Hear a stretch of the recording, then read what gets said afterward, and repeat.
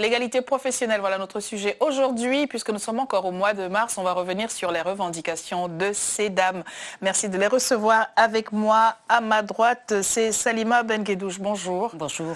Vous êtes agent de la RATP. Merci d'être venu. À vos côtés, Muriel Fuentes. Bonjour Muriel. Bonjour. Agent de la RATP, vous aussi. Et enfin, Jeanne Docteur. Bonjour Jeanne. Bonjour. Qui n'est pas médecin, c'est son patronyme, mais vous êtes agent de la RATP. Oui. Nous allons parler de l'égalité professionnelle, bien évidemment au sein de l'entreprise à laquelle vous appartenez, mais aussi autour de vous, car vous regardez sur ce qui se passe chez les voisins.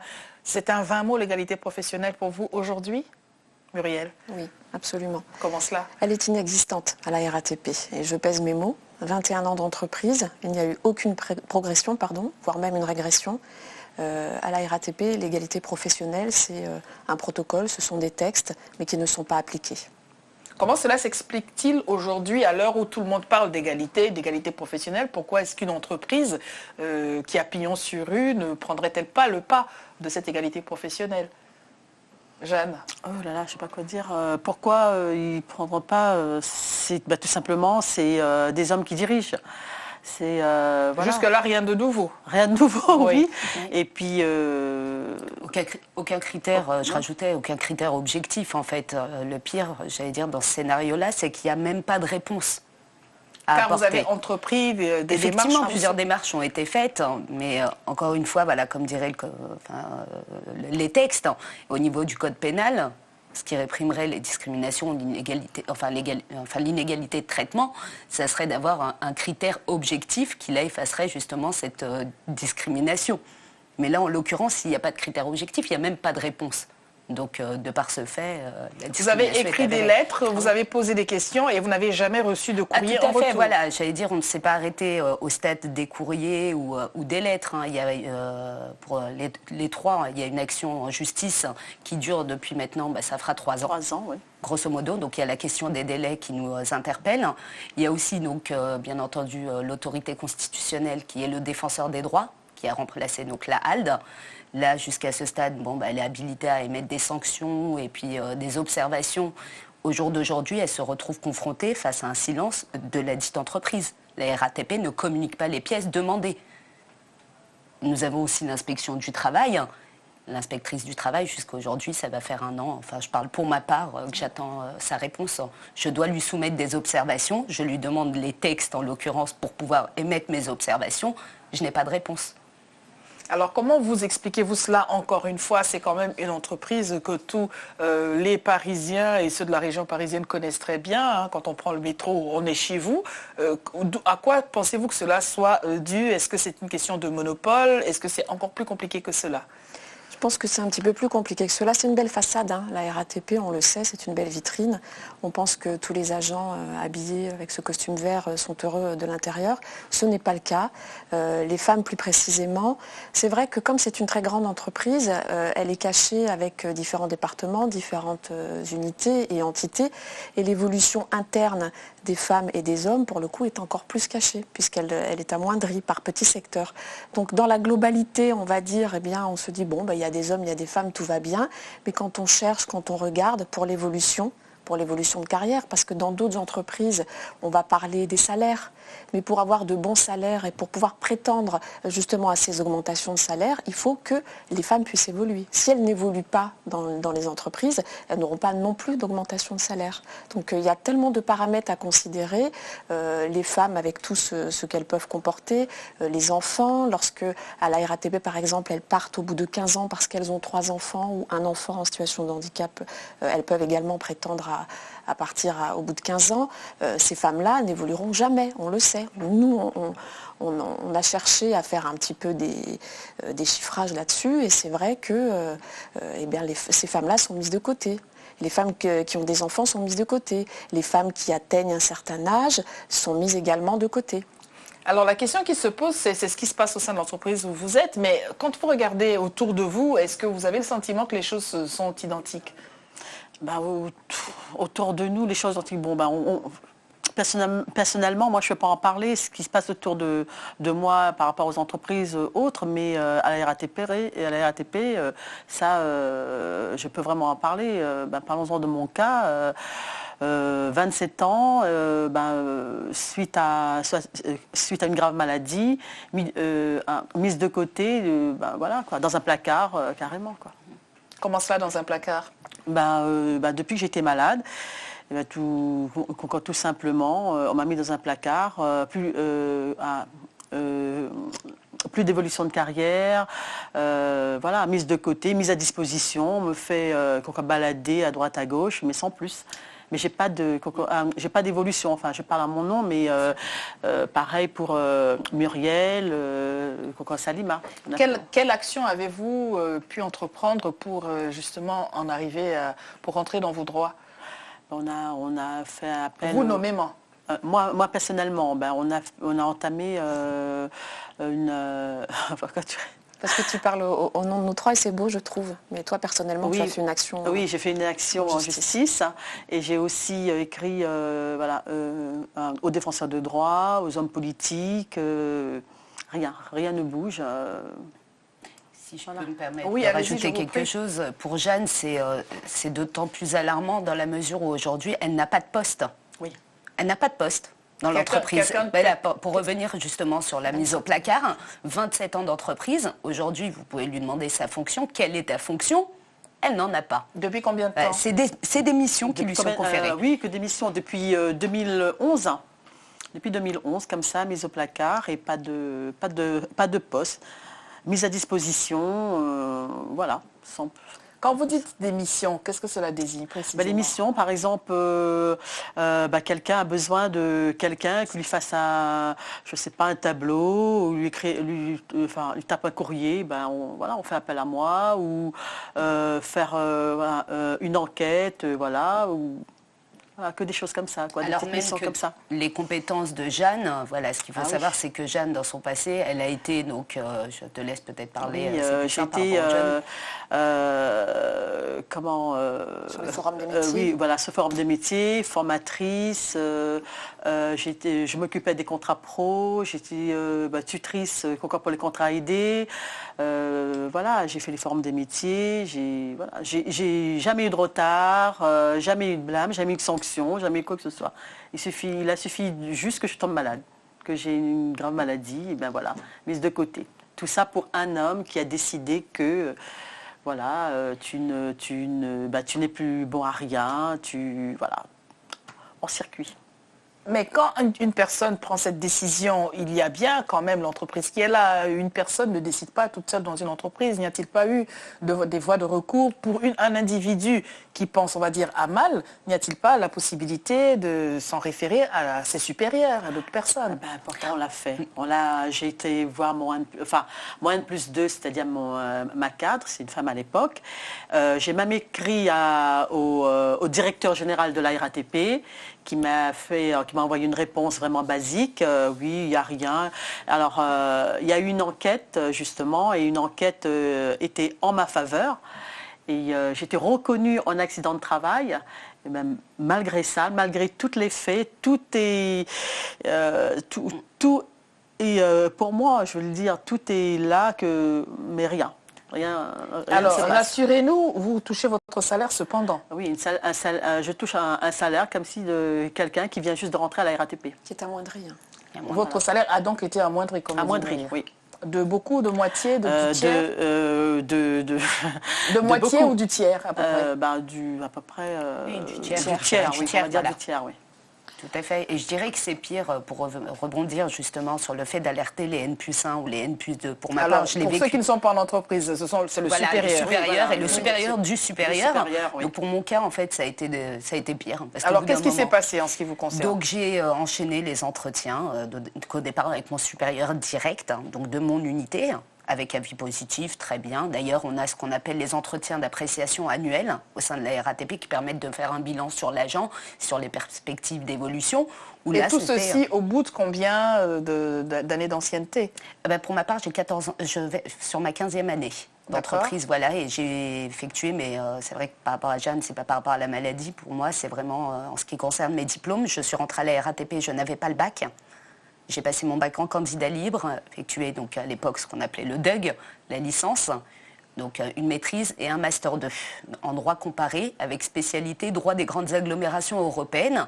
Pourquoi avoir choisi justement ce master? C'est parce que l'étiquette de la RATP et le slogan, c'était ambition à l'époque 2012, à nous de vous faire aimer la ville. Voilà. Donc droit des grandes agglomérations européennes, voilà, c'était vraiment pour entrer dans une dimension comparée. Et, c'était un choix vraiment qui s'ancrait dans le cadre impliqué dans l'entreprise. D'ailleurs, j'avais fait mon mémoire de maîtrise sur la RATP, le transport durable aussi.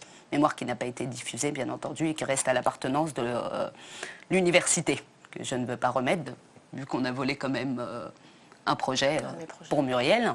Donc, comment ça s'est passé? J'ai eu un premier entretien avec mon agent de maîtrise, puis après avec mon cadre, qui lui m'a emmené vers le cadre du département, parce qu'en fait, c'est un peu, je ne sais pas si vous vous souvenez du dessin animé Astérix et Obélix, la maison des fous.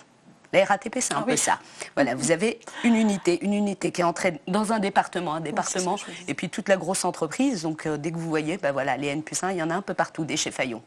Il y a des chefs, mais il y a plusieurs chefs Fayon. Y a-t-il des chefs Fayon? Très peu. Hein. S'il y en avait eu plus, est-ce que cela changerait quoi que ce soit, tout ce que vous avez vécu, que vous nous décrivez aujourd'hui? Absolument. C'est certain, c'est avéré. Vous pensez que oui? Ah oui, certainement. Mais madame dit s'en être référée à sa chef-feu et sans avoir... À ma chef-feu, parce qu'elle arrivait, vu qu'il y a...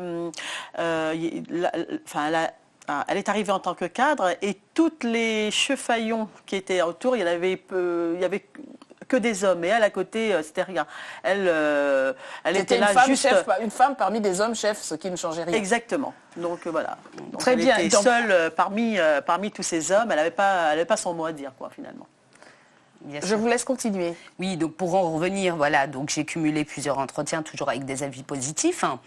Au bout d'un moment, je vois que ça aboutit pas. 1 an se sont passés, 2 ans. Car vous vouliez une augmentation, une reconnaissance de mon diplôme, dans la mesure où il y a quand même une personne qui aujourd'hui est dans cette entreprise et qui est cadre, qui est passée donc d'agent à cadre, mais en l'occurrence avec le même diplôme que le mien. Sous votre nez. Voilà. Cette personne serait un homme. C'est un homme. La seule différence avec moi, c'est que j'ai un master 2. Il ne l'a pas. Voilà. Qu'est-ce qu'il vous dit? Vous avez des entretiens, vous avez des conversations de couloir avec cette personne? Non, du tout. Du tout. Elle ne souhaite pas avoir affaire à moi. Cet homme ne veut pas. Ne veut pas. Du tout. Et vous ne voulez pas le harceler non plus, ce serait malvenu. Voilà, non, je ne me permettrai pas, je connais, je l'utilise, c'est logique, mais voilà. Mais ce n'est pas le seul, ce n'est pas un cas isolé, il y en a vraiment beaucoup. Tous les ans, je les vois défiler, et puis voilà, d'agents, j'allais dire, le copinage, entre guillemets. Alors, tout à l'heure, vous parliez de discrimination. Qu'est-ce qui vous fait vous en référer à la discrimination? Déjà, je reviendrai justement sur la définition. Qu'est-ce que l'égalité professionnelle? Oui. Donc l'égalité professionnelle, c'est une égalité de traitement entre les hommes et les femmes, donc professionnels dans le milieu du travail, qui sanctionnerait donc le non-respect de certains principes. Donc en l'occurrence la discrimination liée à l'embauche, la différenciation en fait en ce qui concerne donc la rémunération, et pour ma part donc c'est la différenciation dans le déroulement de ma carrière. Voilà. Et qu'est-ce qui gêne aujourd'hui? J'ai essayé d'avoir des réponses logiques, comme je vous parlais tout à l'heure d'objectivité. Il n'y en a pas, mis à part peut-être le fait que je sois une femme, et d'autant plus avec un nom, comme je dis souvent, à connotation exotique. Vous appelez pas Salima Durand. Voilà, à connotation exotique. Voilà. Et d'ailleurs, j'ai aussi une anecdote à ce niveau-là. J'ai été invitée, donc, il y a de cela à peu près 4-5 ans, par Madame Nathalie Kosciusko-Morizet, donc, dans le cadre de l'entreprise. Donc, mon chef, N+1, qui m'adresse un mail, je reçois ça, je me dis, Salima, on est quand même 46 000 salariés, c'est bizarre. Pourquoi moi? J'ai Madame Nathalie Kosciusko-Morizet. Qui, à l'époque, était ministre, je ne sais plus, je crois de l'écologie. Je ne me souviens plus. Et à quel titre aviez-vous été invité? C'était pour la journée de la femme, justement, en l'occurrence. Donc la veille, la veille de la journée de la femme, le 7 mars, on me donne cet email au travail. Vous êtes donc partie à cette invitation? Alors du tout. Ce qui s'est passé, c'est que donc moi je rentre chez moi, je cherche un petit peu le pourquoi du comment. Pourquoi cherchez-vous au lieu de vous rendre au lieu de l'invitation? Non, je cherche à savoir quel est l'objet de cette invitation, le cadre, le thème de ce dîner. Vous aviez reçu un mail Un mail, mais pas avec il n'y avait pas de thème. Et vous ne vous dites pas, peu importe, j'y vais. Si, je comptais y aller, bien entendu. Et donc, le matin venu? Sauf que le matin venu, la direction générale, donc, je cite le nom, monsieur Xavier Letty, qui aujourd'hui est directeur de cabinet de la RATP, m'appelle personnellement, me dit, écoutez, ça ne va pas être possible, c'est annulé. ce dîner est annulé. Je lui ai dit, écoutez, monsieur Letty, non, un dîner ministériel, ça ne s'annule pas comme ça. La moindre des politesses, moi j'ai travaillé dessus toute la nuit. On m'invite, je représente mon entreprise que j'aime, hein, je tiens à le dire. Hop, et en fait, on invitait 100 femmes originaires du Maghreb, pionnières en France. Donc je lui explique, je lui dis, ça m'a un peu interpellée, pourquoi moi, Salima Benguedou, originaire du Maghreb. Et les 99 autres femmes, aviez-vous quelques contacts que ce soit? Du tout, ce n'était pas dans l'entreprise RATP. Je n'avais pas de liste. Seule. Voilà, je n'avais pas la liste des invités. De mon entreprise, nous étions 2. Et l'autre collègue est partie à cette invitation? Exactement, voilà. Elle s'y est rendue? Elle s'y est rendue. Et pourquoi ne vous y êtes pas rendue malgré tout? Moi, pour ma part, je n'avais pas l'accréditation pour y rentrer. Donc j'ai quand même décroché un rendez-vous avec le cabinet du PDG, comme je lui ai dit effectivement. Bon ben voilà, le dîner est annulé, mais ce que je vous propose, c'est qu'on se rencontre. J'ai profité de cette opportunité, lui faire un constat des faits, de ce qui se passe, tout simplement. Donc avec échange de mails, bien entendu, de tout ce qui s'est passé, avis positif, encore une fois. On m'a envoyé dans d'autres entretiens, dans d'autres départements, en l'occurrence le département sécurité. Et aujourd'hui, voilà. Est-ce la raison pour laquelle vous avez entrepris des études à l'Institut d'études judiciaires? Non, du tout. Les études au sein de l'Institut d'études judiciaires, ça a toujours été un souhait, si vous voulez, de parfaire mes connaissances. Après, vous voyez bien que plus vous avez de connaissances, moins les choses vont bien. Pourquoi avoir tant de connaissances, madame? Ne seriez-vous pas en train de chercher la petite bête, comme on dit? Et plus elles font d'études, et plus elles embêtent le monde. Oui, peut-être qu'au fond de moi, j'allais dire, c'est peut-être pas pour moi ce combat. Je me dis, voilà, je l'ai vécu, je l'ai eu. Si aujourd'hui je peux être armée, c'est pour aider les autres. Muriel, je vous redonne la parole. Alors, est-ce que est-ce que vous cooptez vos collègues sur la base de ce qu'elles ont un vécu identique à ce que l'on vient d'entendre, ou est-ce que c'est une pure coïncidence? Non, je pense que de toute façon, à la base, les femmes qui se démarquent un petit peu, qui sont investies, qui sont diplômées, qui sont militantes aussi, souffrent vraiment dans l'entreprise, souffrent de cette façon où elles sont discriminées tout le temps, où on les met de côté, où parfois même on s'acharne sur elles. Ce que je trouve dommage pour ma part, c'est qu'il y a quand même des instances qui sont représentatives, au niveau ne serait-ce que des syndicats, au niveau également du comité d'entreprise, mais aussi l'inspection du travail dont Salima parlait tout à l'heure. Et lorsqu'elle ne reçoit pas les documents qui sont sollicités, en fait, elle ne tape pas du poing sur la table alors qu'elle a autorité pour que ce soit fait.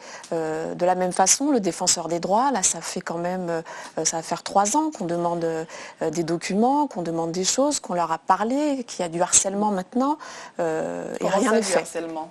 Oui, il y a du harcèlement, on nous coupe les vivres, entre guillemets, à l'association, on n'a pas Internet, enfin, on travaille dans des conditions un petit peu déplorables, on n'a même plus de téléphone, on n'a pas de détachement, enfin bon, c'est... Au sein de l'entreprise? Au sein de l'entreprise, oui. Vous fassiez votre travail sans les moyens pour le faire notre travail correctement, puisque je suis mise à disposition dans l'association, car au même titre que Jeanne, je n'ai pas de poste attitré. Voilà. N'y a-t-il pas moyen de faire intervenir une personne extérieure? Parce que si manifestement c'est au sein de l'entreprise que la hiérarchie ne se penche pas sur vos requêtes respectives, n'y a-t-il pas une démarche officielle extérieure? Je dis n'importe quoi, avis de profane, un avocat lambda ne peut-il rien faire? On a même, juste pour dire, pour pas qu'on l'oublie, celle-là, parce que honnêtement, c'est Madame Sophie Élyséon, déléguée interministérielle pour l'égalité des chances. On a même été la voir, on l'a même écrit, voilà, on a même sollicité tout. On a tout fait. Avez-vous été reçus? On a été reçus, tous les 3. Elle est oui, d'accord, je vous suis, d'accord, et puis c'est tout. Voilà, tout simplement ça. Et pourtant, on avait des dossiers concrets, des faits. Des faits. Alors, que comptez-vous faire aujourd'hui tout de même, quand on a entendu tout ce que vous avez vécu, ce dans quoi vous êtes encore, que comptez-vous faire chacune? Jeanne? Moi, c'est continuer mon combat, vraiment continuer et taper à toutes les portes. Et vu que, je ne veux pas dire vu que je suis candidate, non, je ne veux pas ça, mais bon, non, mais allez-y franchement, oui, vu que vous êtes candidate aux élections départementales, parce que cela vous a par ailleurs laissé le temps de rentrer en politique, ce qui n'est pas rien. Voilà, donc nous, on a vraiment envie de continuer le combat. Non, je parlais pour vous, pas les autres. Vous, nommément, que comptez-vous faire? En gardant le contact visuel avec moi, peut-être je pourrais ne pas vous perdre en chemin. Alors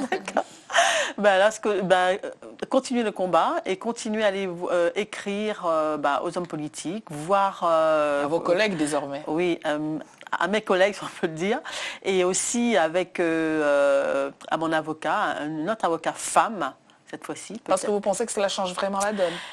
J'espère. J'espère de tout cœur que ça va changer la donne. Et voilà. Donc, continuer le combat et de ne rien lâcher, même si ça prendra le temps, mais de ne rien lâcher. Chacune, que comptez-vous faire, Salima?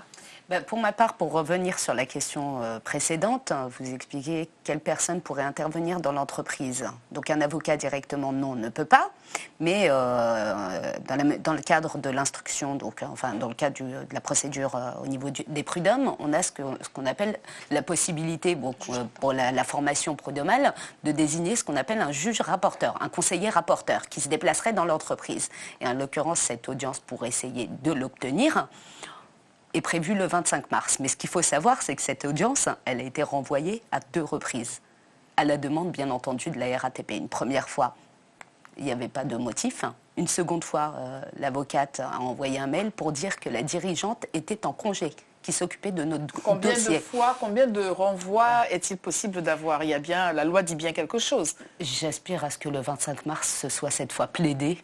Et ce qu'il faut savoir, c'est que ça a été demandé, ce qu'on appelle en référé. Le référé, c'est une procédure d'urgence, qui est dite d'urgence. Donc on est quand même à 3 mois. Voilà. Que comptez-vous faire? Poursuivre mon combat, au même titre que mes 2 camarades ici, et ne rien lâcher, aller jusqu'au bout. Ça fait 3 ans qu'on a esté auprès des tribunaux compétents et je compte aller vraiment jusqu'au bout pour obtenir la victoire.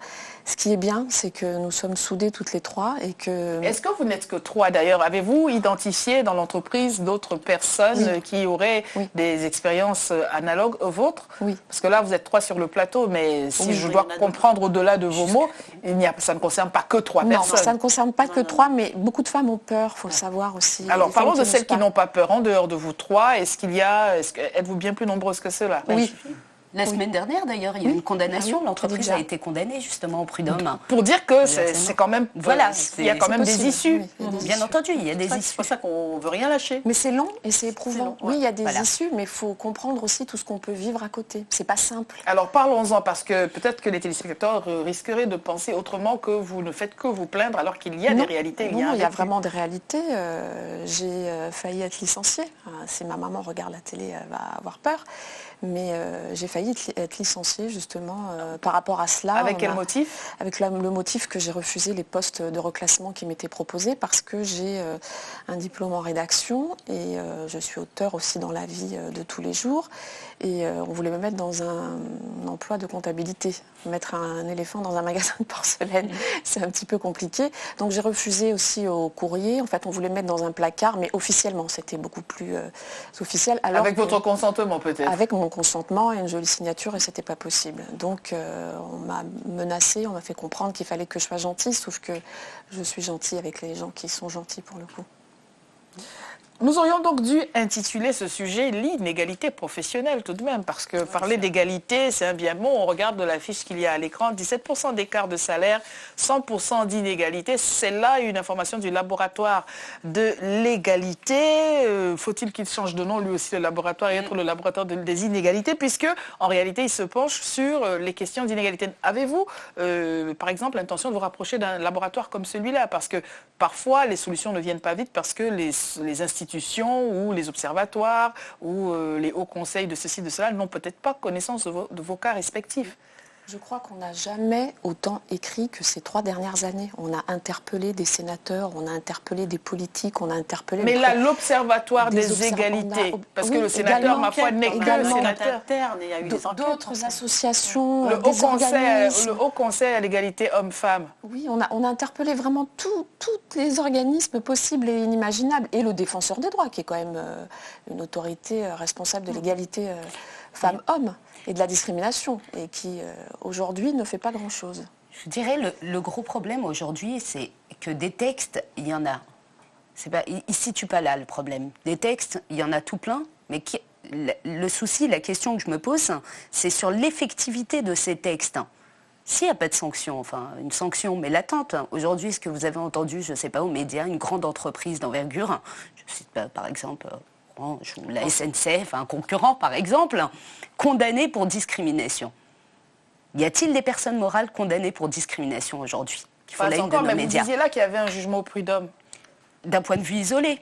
Donc là, justement, où j'en reviens, c'est que le président, d'ailleurs, François Hollande, l'a émis ouvertement cette semaine avec Madame Taubira en ce qui concerne donc, les actions de groupe et les discriminations. Donc c'est un projet de loi qui va être déposé. D'ailleurs, on est participant dans le cadre de ce projet de loi, de la création de ce projet de loi avec un député, donc Monsieur Razi Hamadi. Sauf qu'encore une fois, comme j'ai expliqué, la question du délai des procédures, elle a encore été occultée. Mais donc j'aspire à ce que Mme Taubira y ait bien pensé. Vaut mieux un délai long que pas de résultat du tout, finalement. Un délai long, je dirais que la Cour européenne des droits de l'homme aujourd'hui parle de ce qu'on appelle le délai raisonnable. Qu'est-ce que le délai raisonnable? Quand vous êtes dans une situation où vous voyez les personnes, les hommes en l'occurrence, pour les mêmes compétences, ayant les mêmes attributs que les vôtres, c'est au quotidien, c'est dur. On a tendance à s'effondrer. Pour ma part, aujourd'hui, là, je suis souriante, je suis bien, mais j'ai connu 2 ans de rien. J'ai connu 2 ans d'accident de travail au seul fait d'un entretien, quoi. Qu'est-ce que c'est un accident de travail au seul fait d'un entretien? Alors, j'ai eu un entretien dans le cadre justement de la mobilité, avec une chargée de mobilité en l'occurrence, mais le seul objectif pour sa part, moi j'y allais très sereine, avec d'ailleurs la directrice des ressources humaines. J'y allais dans une dynamique positive, c'est ce que je dis d'ailleurs dans mes échanges de mails. Et encore une fois, je ne me plains pas, c'est une réalité. Et du coup, cette personne, c'est pas dur, elle ne m'a pas serré ma main, elle ne m'a pas dit bonjour. Jusque-là, rien de grave. Rien de grave. Donc, en l'occurrence, c'était sa place. Voilà. On va finir dessus. Et puis, elle me regardait de travers, elle pouffait, elle piaillait. Ouais. Mais elle piaillait. J'ai eu ce qu'on appelle une crise d'angoisse, qui m'a valu donc hospitalisation. Voilà. Nous avons terminé là-dessus, mesdames, en espérant qu'il serait opportun et pour vous et d'autres personnes dans d'autres entreprises de se fédérer pour que les actions puissent remonter auprès des institutions et des organismes et des autorités. Parce qu'on voit bien au regard de ce que vous dites que de l'intérieur, c'est très compliqué. Peut-être faut-il vraiment étendre ses bras au-delà de l'entreprise à laquelle on appartient. Nous voulons vous souhaiter bon courage, bonne continuation dans ce combat. Merci. Et merci d'être venu. Merci. Au revoir.